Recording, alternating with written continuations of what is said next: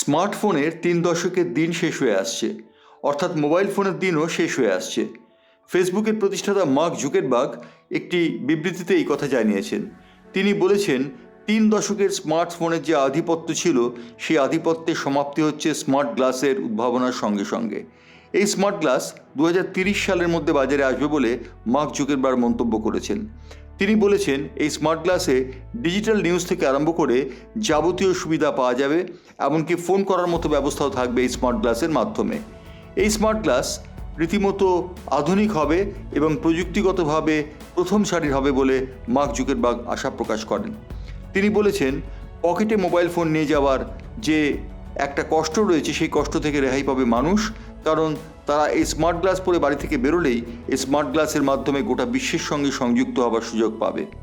অর্থাৎ smart glass যে স্মার্টফোনকে অবলুপ্তির পথে নিয়ে যাচ্ছে তা বলে দেবার অপেক্ষা রাখে না।